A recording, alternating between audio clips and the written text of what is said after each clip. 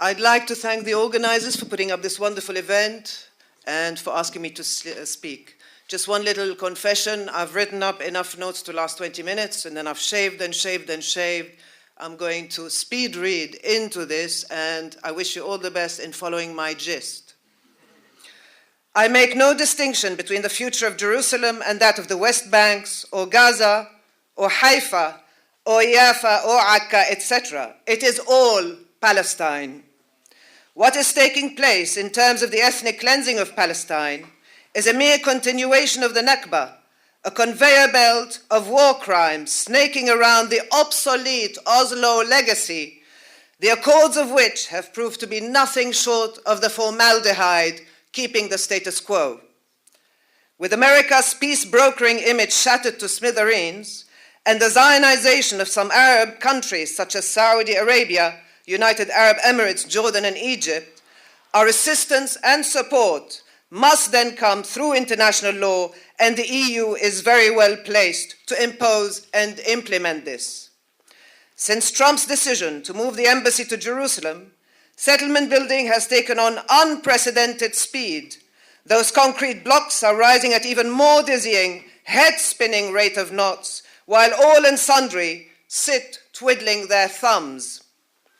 With that wanton act of idiocy, Israel was given a carte blanche to do exactly as it pleases. The mask has fallen. That's the only thing we can thank Trump for. We now know the beast we are dealing with, and that beast should have absolutely nothing to do with the process that will lead to our liberation. So we turn to the European Union for support and solidarity in liberating ourselves. On that basis, I shall hereby refer to it as the middleman. But before we can do that, the middleman needs to fulfill certain criteria. He has to stop trading with the occupying force, cut the countless lucrative trade deals, especially the arms trade, that facilitates our strangulation and occupation. The middleman has to stop paper shuffling by using words like slammed, criticized, disapproved of, in reference to Israel's plethora of crimes. Take, for example, the UN-funded and constructed schools, which Israel not so long ago decided to demolish. Israel didn't even get so much as a slap on the wrist when it should have had sanctions slapped on its very head.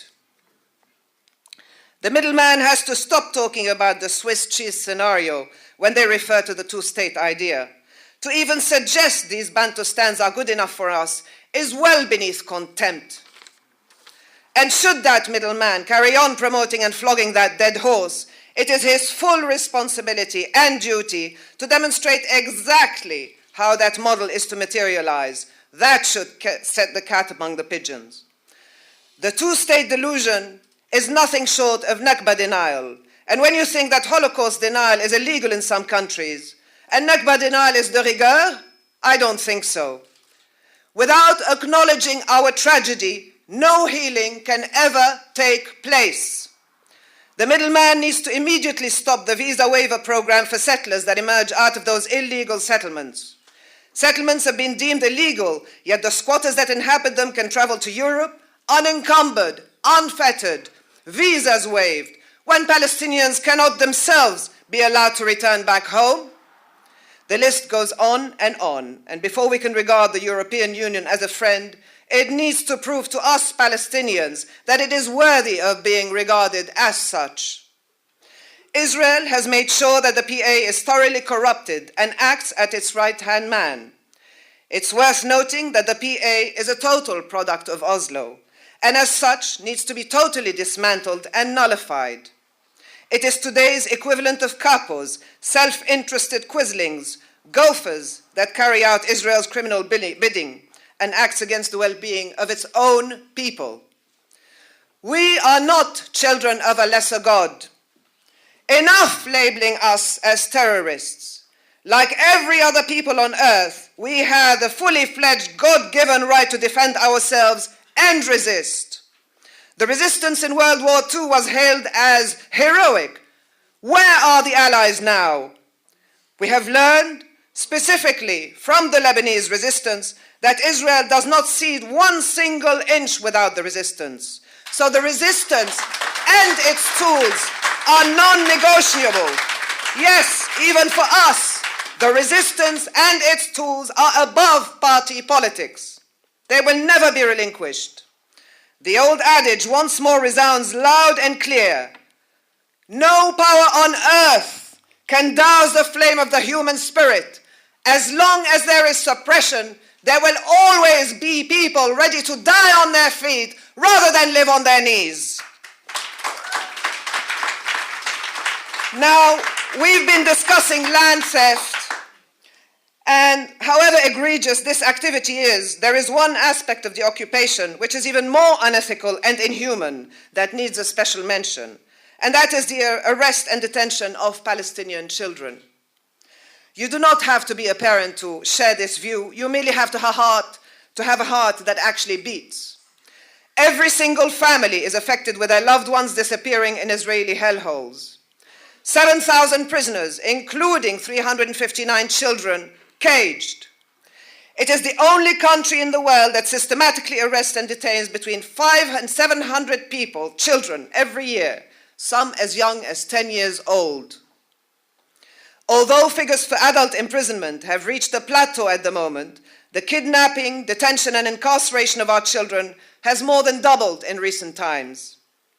It carries out these arrests under cover of darkness, in the early hours of dawn, when the family is at its weakest, separating the child from his or her parent, cuffing the hands in plastic ties that cut through the skin, blindfolding them before throwing them in the back of a jeep to whisk them off deep inside Israeli territory, which is in contravention of Article 76 of the Fourth Geneva Convention. That child sees no parent, no lawyer, no modicum of justice. 3 out of children are tortured.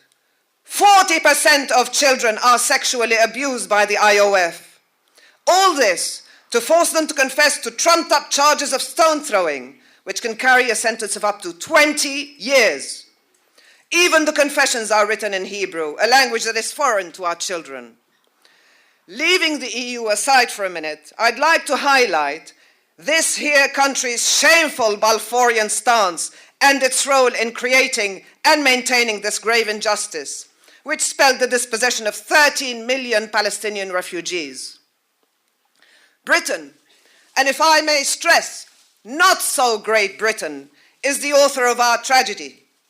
Countless representatives and MPs from this country have visited the occupied territories over the years, and yes, they have claimed to be stunned, shocked, bewildered, and appalled at the unfathomable rate of crimes perpetrated against my people. And yet, with all this indignation gets touted about for PR purposes, it is with a singularly hypocritical attitude that Britain resumes being Israel's friend, chanting mantra-like that Israel has a right to defend itself, even as it carries out its regular lawn mowing every few years, a euphemism for pulverizing Gaza to kingdom come.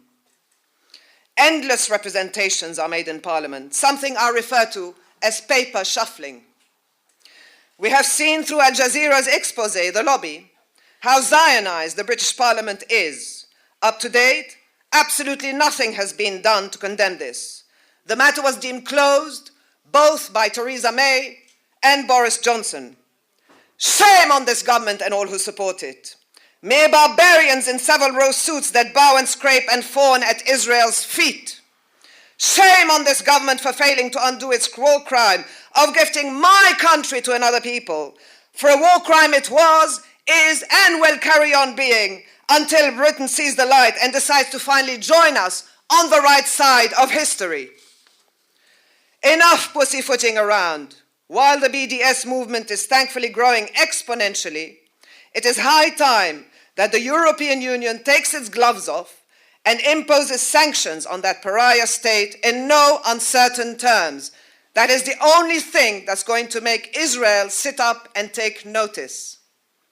Although Palestine lacks leadership, it has been amply proven that it garners people's support around the world. It is at once heartening and dispiriting that when an offensive like the last one, Protective Edge, takes place, hundreds and thousands take to the street in protest. Once Palestine recedes from the headlines, however, It is totally tragic beyond measure that people mindlessly drop back in their comatose state of apathy. For any real shift to take place, people need to commit their solidarity as a way of life, not just as a seasonal activity. As to our own remit, it is time to own and reclaim our narrative, make it perfectly clear that we are here, what we are after is liberation, not another half-baked peace process. And due to more freedom of movement, it is up to the Palestinians in the diaspora to mobilize, organize, and implement our God-given right to sovereignty and a life of freedom and dignity. One democratic state, one man, one vote, right of return, compensation and restitution is the order of the day. No one under the sun can argue with this. It is extremely simple.